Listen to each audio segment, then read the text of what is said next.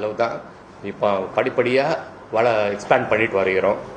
அது எந்த அளவுக்கு அது எக்ஸ்பான்ஷன் நடக்குதோ அந்த அளவுக்கு தான் புதிய திட்டங்களை வந்து நம்ம வந்து அதில் வந்து இன்ட்ரடியூஸ் பண்ண முடியும். இந்த விவரமெல்லாம் நம்ம ஒயிட் பேப்பர் ப்ரெசென்ட் பண்ணும்போதெல்லாம் நான் எடுத்து சொல்லியிருந்தோம். ஏன்னா இந்த நிலைமையை வந்து நிதி நிலைமை இருக்கிற சுச்சுவேஷன் வந்து ஒரே ஆண்டில் அது சீர் செய்ய முடியாது. குறைந்தபட்சம் 2 ஆண்டாவது ஆகும். அதுவும் வந்து அவசரப்பட்டு ஏதாவது மொத்தமாக நம்ம வந்து ஏதாவது பெரிய செலவுகள் எடுக்கிற நிலைமையிலையும் இல்லை.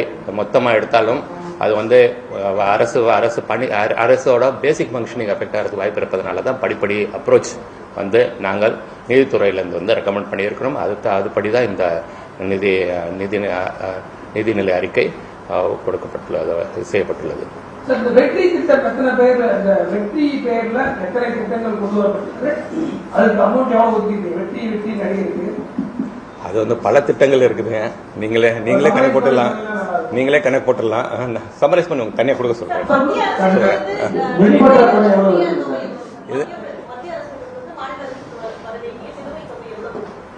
நிலுவைத் தொகைன்னு போனா ஒரு 5,600 இது சர்வீஸ் வரும். அவ்வளோதாங்க. இந்த இருக்கிற இதில் வந்து சுமார் 7,000 கோடி வந்து வர வேண்டியது இருக்கு.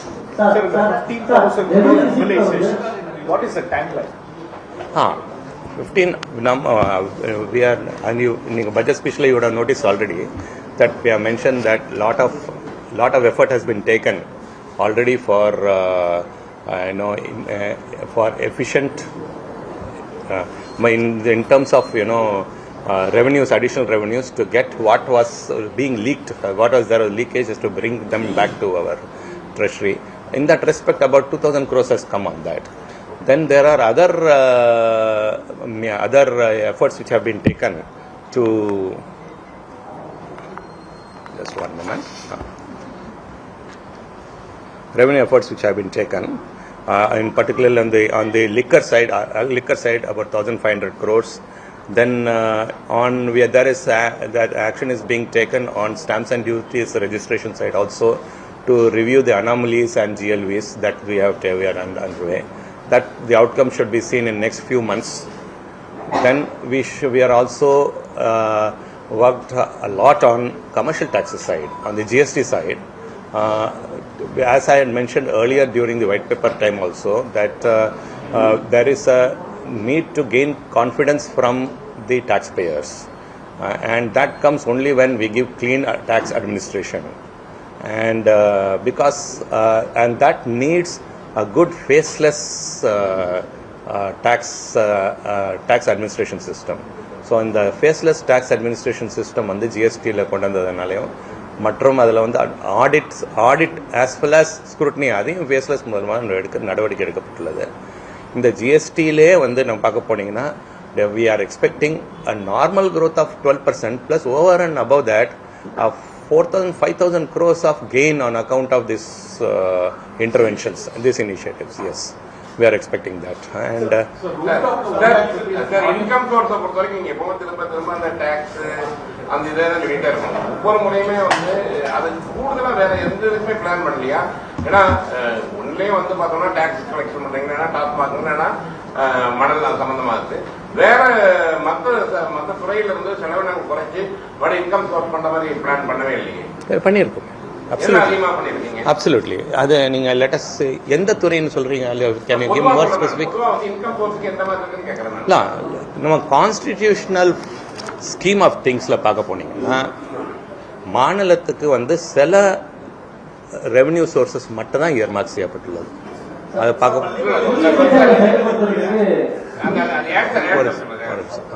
செய்யப்பட்டுள்ளது. ஸோ அதில் வந்து ஜிஎஸ்டி ஒன்று, ரெண்டாவது வந்து அதில் வந்து டாக்ஸ் ரேட்ஸ் வந்து இப்போ வந்து மாற்றம் செய்கிறதுக்கு நம்ம மாநிலத்துக்கு தற்போது அதிகாரம் இல்லை.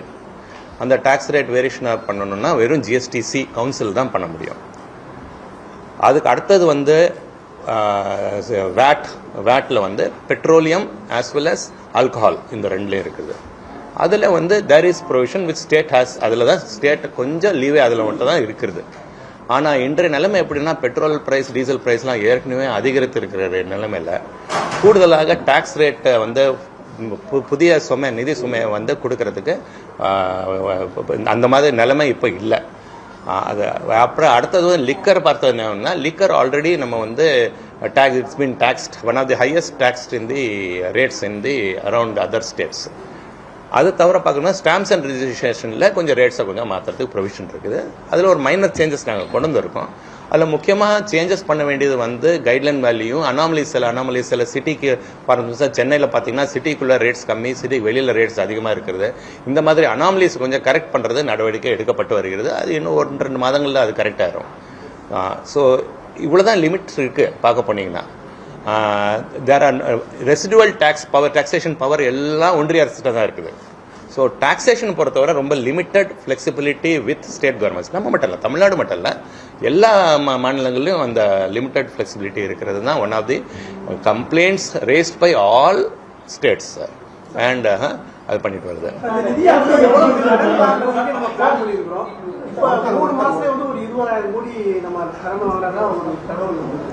Let us be clear. நீங்கள் வந்து மொத்த பற்றாக்குறைன்னு கணக்கு பார்த்துக்கிட்டீங்கன்னா அது வந்து 1.22 lakh crores, 1,22,000 கோடி வந்து கணக்கெடுக்கப்பட்டுள்ளது. இது பார்த்தீங்கன்னா மொத்தம் வந்து பர்சன்டேஜ் ஆஃப் ஜிஎஸ்டிபின்னு கணக்கெடுப்போம். அதாவது மொத்த மாநிலத்தின் மொத்த உள்நாட்டு உற்பத்தி கணக்கு. அந்த கணக்கில் பார்த்தோம்னா அது கரெக்டாக உங்களுக்கு ஜஸ்ட் 3% கொஞ்சம் கம்மியாக வருது.